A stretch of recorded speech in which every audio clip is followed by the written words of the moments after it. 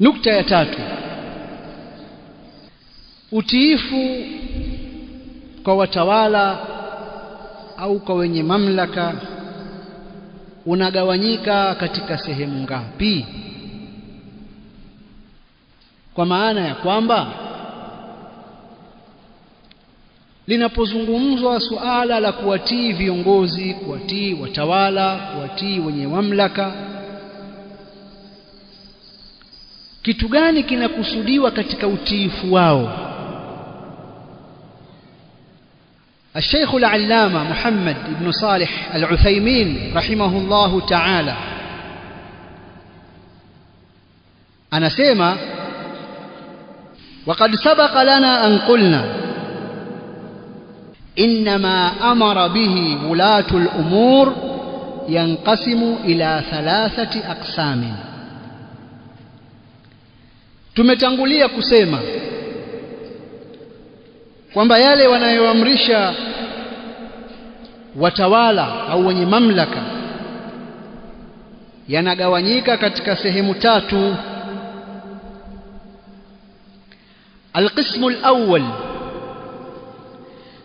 أن يكون الله قد أمر به،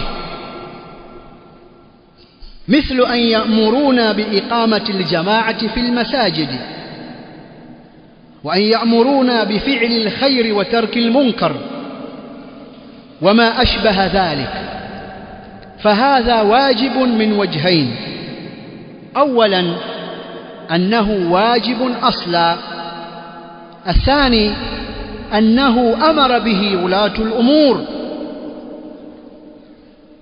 kigawanyo cha kwanza au sehemu ya kwanza katika yale mambo wanayoamrisha watawala ambayo yanagawanyika katika sehemu 3.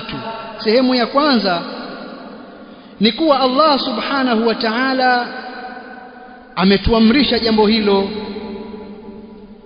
Hilo jambo ambalo huyu mtawala anatuamrisha, Allah subhanahu wa ta'ala ametuamrisha hilo jambo. Mfano, watuamrishe kusimamisha swala za jamaa msikitini, au watuamrishe kufanya mambo mema na kuacha mambo mabaya, au jambo linalofanana na hili. Jambo hili ni wajibu kwa njia mbili. Njia ya kwanza, jambo hili ni wajibu kiasli kwa sababu Allah subhanahu wa ta'ala ameliamrisha, na njia ya pili kwamba jambo hilo wametuamrisha watawala, kwa linakuwa ni wajibu katika njia mbili. Ya kwanza ni kwa sababu kiasli ni wajibu, Allah ameshatuamrisha, na njia ya pili inakuwa ni wajibu kwa sababu wametuamrisha wale wenye mamlaka miongoni mwetu. Kwa hiyo wenye mamlaka katika mambo ambayo sisi tunatakiwa tuwatii au mambo ambayo wao wanatuamrisha, aina ya kwanza ni yale mambo ambayo Allah subhanahu wa ta'ala ametuamrisha, mambo ya khair. Kuswali msikitini kwa jamaa, fungeni maduka mkaswali. Wakatuamrisha tutoe zaka na tusiache kutoa zaka, kama Abu Bakar radhiallahu ta'ala anhu alivyowapiga watu waliotofautisha kati ya zaka na swala, na akasema la uqatilanna man farraqa baina as-salati waz-zaka, wallahi nitampiga vita aliyetenganisha baina ya swala na zaka. Toeni zaka. Wakatuamrisha, wewe bwana toa zaka. Au kufunga saumu Ramadhani, mfunge. Heshima ya Uislamu muitetee, sio watu wauze vyakula mwezi wa Ramadhani. Kuna amri imetoka, lakini amri hii kiasli tayari Allah subhanahu wa ta'ala ametuamrisha. Au wakatuamrisha kufanya mambo mazuri, watu watoe sadaka, wafanyie watu wema. Au wakatuamrisha kuacha mabaya, hakuna kutembea uchi, mtu akivaa nguo zieleweke, hapana. Mwezi wa Ramadhani mtu hakuna kula, kama yanavyofanya katika baadhi ya sehemu watu wa haki za binadamu wakalalamika. Amri ile kiasli tayari ameshaamrisha Allah. Wakituamrisha watawala ni amri katika namna mbili, hakuna madanguru, vunja pombe, hakuna.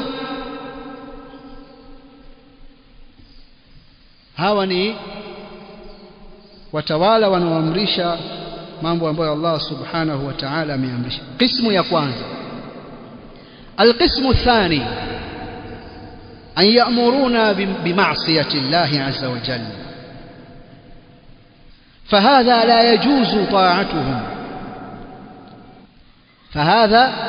yajuzu ta'atuhum fiha mahma kan. Aina ya pili, watuamrishe katika kumwasi Allah subhanahu wa ta'ala, jambo hili haitajuzu kuwatii vyovyote itakavyokuwa, haitajuzu kuwatii vyovyote itakavyokuwa. Aina ya tatu, an ya'muruna bi amrin laysa fiha amrun min Allah wa rasulihi bidhatihi, an ya'muruna bi amrin laysa fihi amrun min Allah wa rasulihi bidhatihi wa laysa fihi nahyun bidhatihi fayajibu alaina ta'atuhum fiha. Ni wao kutuamrisha katika jambo ambalo hakuna amri ya Allah subhanahu wa ta'ala wala amri ya mtume katika jambo hilo kwa dhati yake, wala hakuna katazo kutoka kwa Allah subhanahu wa ta'ala, wala hakuna katazo kutoka kwa mtume sallallahu alayhi wasallam kwa dhati yake. Jambo hili shekhe anasema kama mfano kanuni ambazo wanaziweka ambazo hazipingani na sheria, basi jambo hili tutakuwa tuna wajibu wa kuwatii. Ukiliangalia jambo halina amri kutoka kwa Allah wala kutoka kwa mtume Muhammad sallallahu alayhi wasallam, wala halina katazo, na ukiliangalia jambo unaona jambo lenye maslahi, basi hapo tutakuwa tuna wajibu wa kutii. Na hapa yataingia mambo mbalimbali katika masalihi ya kidunia, kuhusu mambo yanayohusu usafi, kama ni usafi wa mazingira, mambo yanayohusu usalama na sheria za polisi, mambo yanayohusu kudhibiti uhalifu, na mambo mengine yanayohusu miamala ya kibiashara ambayo hayana amri, hayana katazo, lakini ni masala yana maslahi. Yote yataingia katika hiyo. Tunajifunza nini? Tunajifunza ima tutaamrishwa jambo ambalo Allah subhanahu wa ta'ala na mtume wake wameamrisha, au jambo ambalo hawajaamrisha wala hawajakataza, au watatuamrisha maasi. Haya mawili ya mwanzo tutawatii, hili la tatu la maasi hatutawatii. Kwa nini? Kwa sababu mtume sallallahu alayhi wasallam anasema la ta'ata li makhluqin fi ma'siyati al-khaliq, hakuna utiifu kwa kiumbe katika kumwasi muumba. Innama ta'atu fil ma'ruf, hakika hapana vingine, utiifu na taa ni katika mambo mema. Kwa hiyo vikiongozi vyovyote atakavyokuwa akiamrisha maasi hatatiiwa, utiifu hautakuwepo. Kuanzia leo hakuna kuswali swala za faradhi wala swala za jamaa, hakuna utiifu. Kuanzia leo watu wote wao wana vijisanamu vyao, wakitaka kuomba dukani viwekwe pale kabla hajafungua, hakuna utiifu. wa in jahadaka ala an tushrika bi ma laysa laka bihi ilmun fala tuti'huma. Kwa hiyo katika maasi hatatiiwa kiongozi, awe ni mwema, awe ni muovu, awe ni muislamu, asiwe muislamu, kwa sababu utiifu katika maasi hakuna. Naomba niishie hapa katika sehemu hii ya kwanza ya muda huu. Sehemu ya kwanza nakusudia muda huu baina al-asr mpaka kabla ya maghrib. Afu baada ya maghrib tutaendelea insha Allah na nukta nyingine